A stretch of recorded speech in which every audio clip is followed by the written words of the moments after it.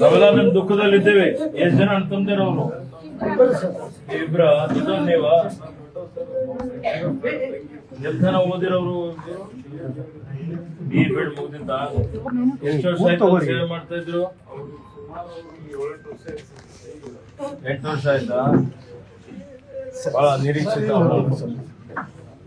Smart ಹುಡುಗಿದ್ದ ಅಲ್ಲ, ಬಹಳ ಅನ್ಯಾಯ ಆಯ್ತದು.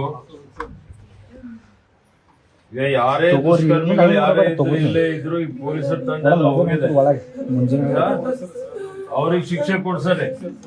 ಅವರ ಮುಖ್ಯಮಂತ್ರಿ ಅವರಿಗೂ ಮಾತಾಡಿದ್ದೇನೆ, ಗೃಹ ಮಂತ್ರಿಗಳಿಗೆ ಮಾತಾಡಿದ್ದೇನೆ, ಎಲ್ಲ ಹಿರಿಯ ಪೊಲೀಸ್ ಅಧಿಕಾರಿಗಳೆಲ್ಲ ಇಲ್ಲೇ ಬಿಟ್ಟಿದ್ದಾರೆ. ಅದು ಸಿಗಂತ ವ್ಯವಸ್ಥೆ ಮಾಡೋಣ, ಕಠಿಣ ಶಿಕ್ಷೆ ಕೊಡೋಣ, ಅವರಿಗೆ ಇವತ್ತು ಗಲ್ಲು ಶಿಕ್ಷೆ ಆಗುವಂತ ರೀತಿಯಲ್ಲಿ ಮಾಡೋಣ. ಈ ಒಂದು ಪದ್ಧತಿ ನಮ್ಮಲ್ಲಿ ಬೀದರಲ್ಲಿ ಯಾವತ್ತೂ ನೋಡಿಲ್ಲ ನಾವು.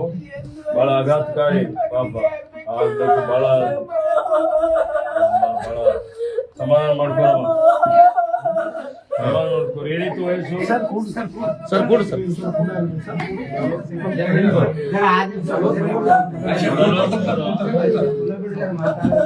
ಮದುವೆ ಆಗಿತ್ತಾ?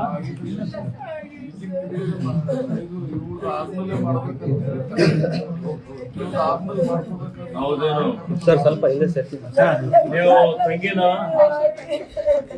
ಎಂತನ ವಿದ್ಯಾಭ್ಯಾಸ ಮಾಡಿರಿ ನೀವು? ಡಿಪ್ಲೊಮಾ ಅಗ್ರಿ ಆಗಿದೆಯಾ? ಆಯ್ತಮ್ಮ, ನಿಮ್ ಪರಿವಾರಕ್ಕೊಂದು ಆಶ್ರಯ ಮಾಡುವಂತ ರೀತಿಯಲ್ಲಿ ಏನಾರ ಸರ್ಕಾರದ ವತಿಯಿಂದ ಮಾಡ್ತೇವೆ. ಕೇಳಿದ್ರಿ? ಈಗಲೇ ಮಾತಾಡಿದ್ದೇನೆ ನಾನು. ಒಂದು ನಿಮ್ಗೆ ಸಮಾಜ ಕಲ್ಯಾಣ ಇಲಾಖೆಯಲ್ಲಿ ಯಾವ್ದಾದ್ರು ನಿಮ್ಮ ಅರ್ಹತೆಗೆ ನಿಮ್ಮ ವಿದ್ಯಾಭ್ಯಾಸ ಏನ್ ಮಾಡಿದಿರಿ ಅದಕ್ಕೆ ತಕ್ಕಂತೆ ಒಂದು ಉದ್ಯೋಗ ಕೊಡುವಂತದಕ್ಕೆ ನಾನು ಮುಖ್ಯಮಂತ್ರಿಯವರಿಗೆ ವಿನಂತಿ ಮಾಡಿದ್ದೇನೆ. ಈಗ ಸದ್ಯಕ್ಕೆ ತಾತ್ಕಾಲಿಕವಾಗಿ ಕೊಡ್ಲಿಕ್ಕೆ ನಾನು ಸಿಂಧು ಅವರಿಗೆ ಹೇಳಿದ್ದೇನೆ. ಸಿಂಧು ಎಲ್ಲಿದ್ದ ಮಾಡಿ ಸಮಾಜ ಕಲ್ಯಾಣ ಇಲಾಖೆ ವತಿಯಿಂದ ಏನು ನಿಮ್ಗೇನು ಪರಿಹಾರ ಬರ್ತದೆ ಆ ಪರಿಹಾರ ಒಂದು ಜಮಾ ಮಾಡಿಬಿಡಿ ಅವ್ರ ಅಕೌಂಟ್ ಅಲ್ಲಿ. ಯಾರು ತಂದೆ ತಾಯಿ ಇದಾರಲ್ಲ, ತಾಯಿಯ ಖಾತೆಯಲ್ಲಿ ಜಮಾ ಮಾಡಿ. ಪೆನ್ಷನ್ ಎಷ್ಟಿದೆ?